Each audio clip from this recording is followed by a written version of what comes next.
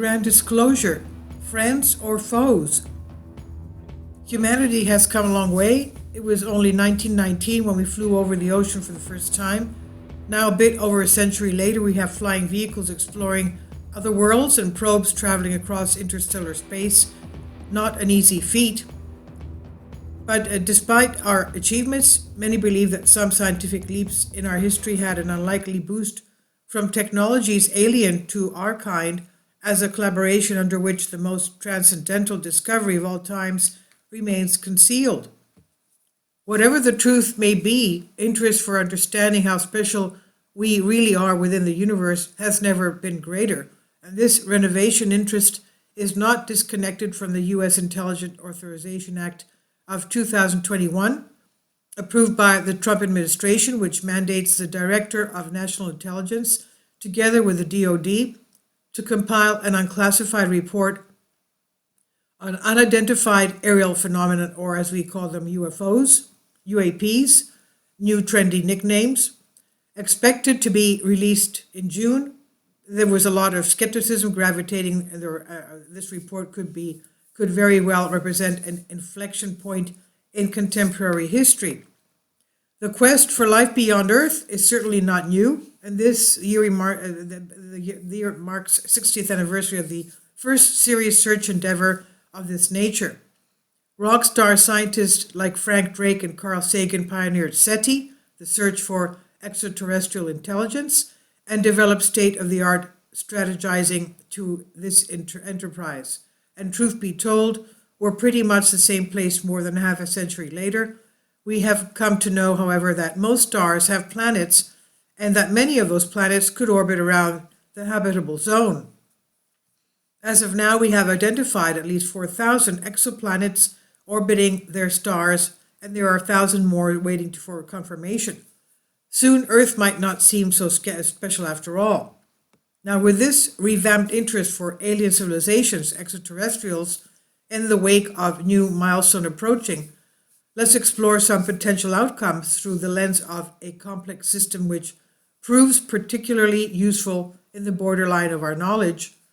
In this region, where not only the data is often missing and statistics does not always apply, the sheer visibility of the underlying processes is challenging and very logic behind them. Armed with this framework, let's review what an eventual disclosure of much expected UAP or UFOs report could teach us about the universe and about ourselves. The conjecture: complex systems or complexity arising from the basic structure of space-time.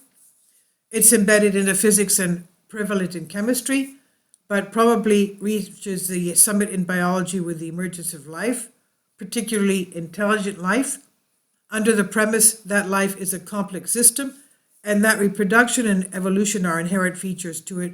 We can safely assume that life and its complexities are both driven and constrained by the laws of physics. Let us also assume that laws of physics apply throughout the observable universe as well.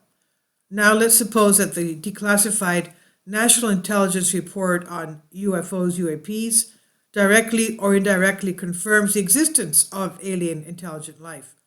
This would unquestionably represent the most important discovery of all times, but ironically, it might also come as no big surprise.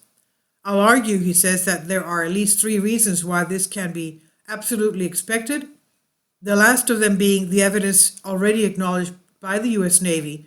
So let's now turn to one of the most unique complexity signatures, that is fractality. Fractality is a very special property of some complex systems in which the morphology of the system repeats itself at greater or smaller scales. Rivers, broccoli, snowflakes are all examples of natural fractal systems that, when seen at a smaller scale, display the same morphology in a larger scale. This is quite relevant because of the statistical perspective. We cannot draw any conclusions with a sample of just one observation of life in the universe. This is one of the obstacles preventing us from solving the famous Drake's equation, although this is more likely that emergence of life would be additive instead of multiplicative in this equation. There are approximately 8.7 million of different species on Earth.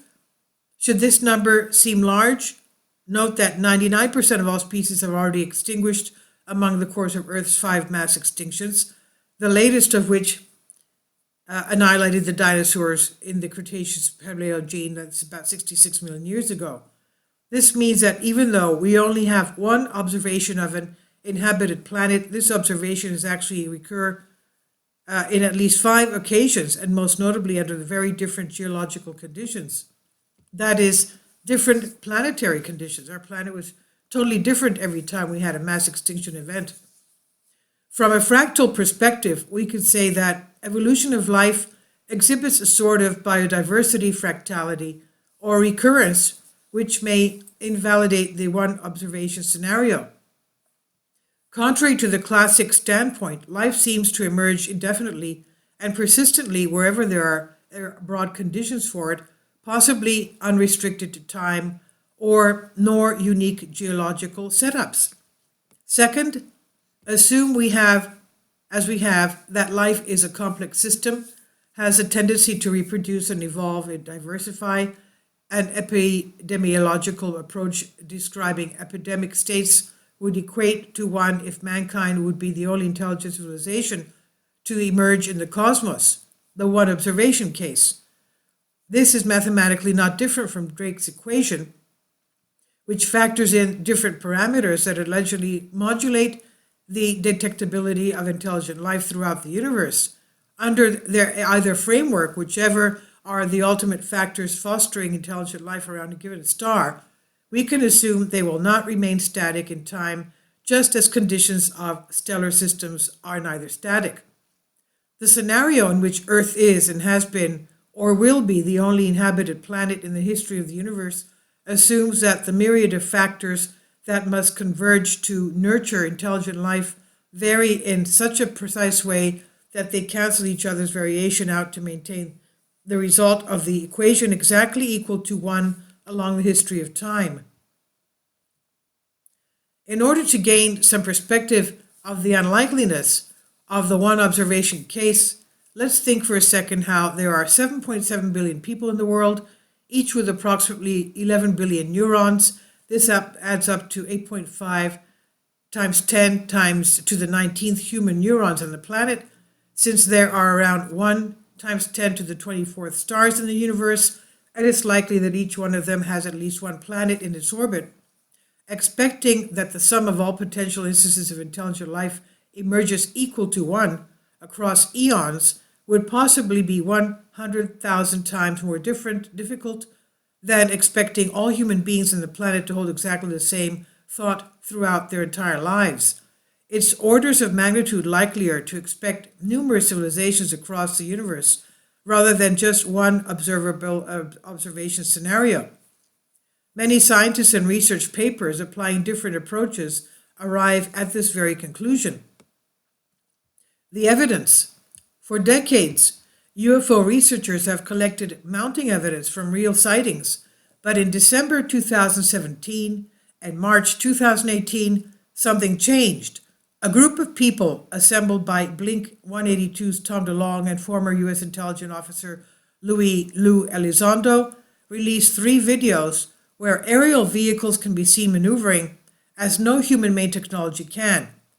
On this occasion, the U.S. Navy declared the legitimacy of the videos, making it the first time ever the U.S. government acknowledged the UFO-UAP phenomenon.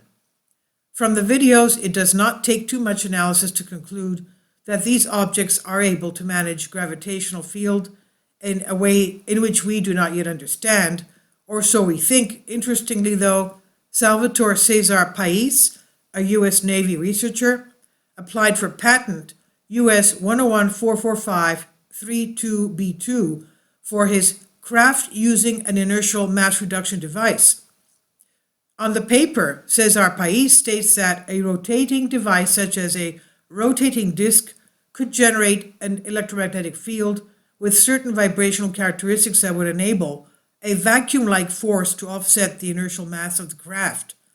In absence of exotic space-time structures like Einstein-Rosen bridges and wormholes, The need to find ways to overcome the gravitational relativistic constraints becomes compelling if we are ever to cross interstellar distance within the human lifespan.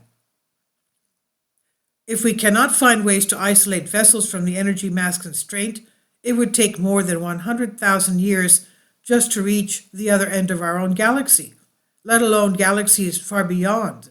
Distances in the cosmos are indeed insurmountably large, yet our visitors might not come from afar. This could be both fascinating and worrisome. The consequences. For all of us who are not George H.W. Bush Majestic 12 members, nor researchers for the U.S. Navy, we might have a hard time deciphering much more about UAPs than what is shown in the videos.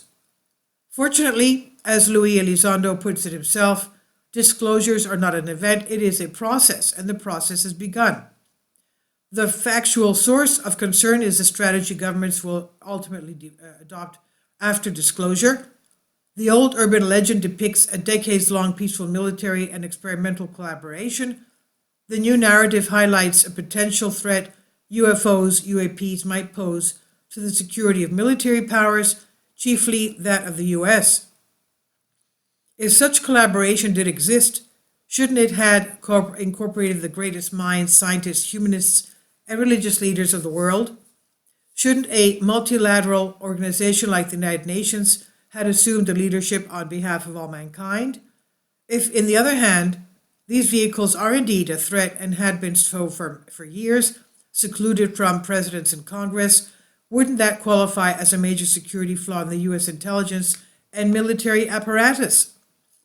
The two main readings coalesce into either a major multilateralism fiasco or a catastrophic defense failure.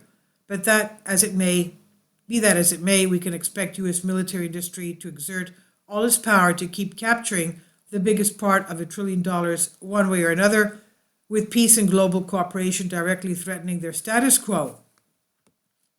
The late Stephen Hawking and the popular Michio Kaku, Professor Michio Kaku, among others, have also pointed out that aliens might not be necessarily friendly, but rather hostile. This is certainly a possibility, and we don't have that much data from where to draw any conclusion. Nevertheless, an unlikely source of complex systems analysis can give us a hint.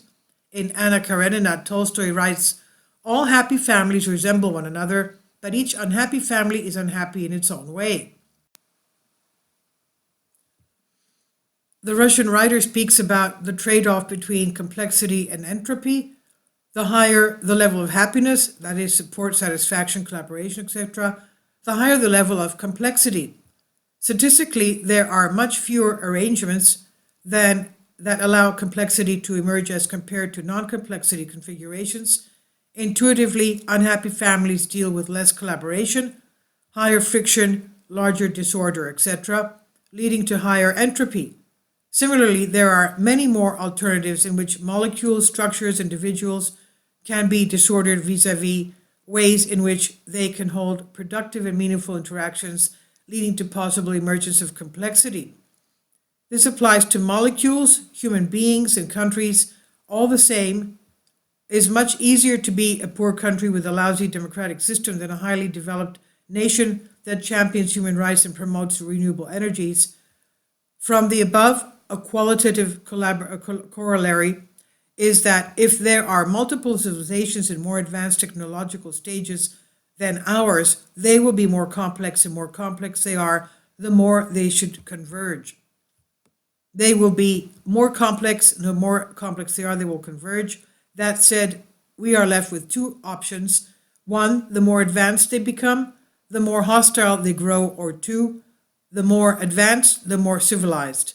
If our own history can be used as an example, the latter statement should hold, as progress is equality that is unlikely to be attained in absence of cooperation, not to say absence of peace.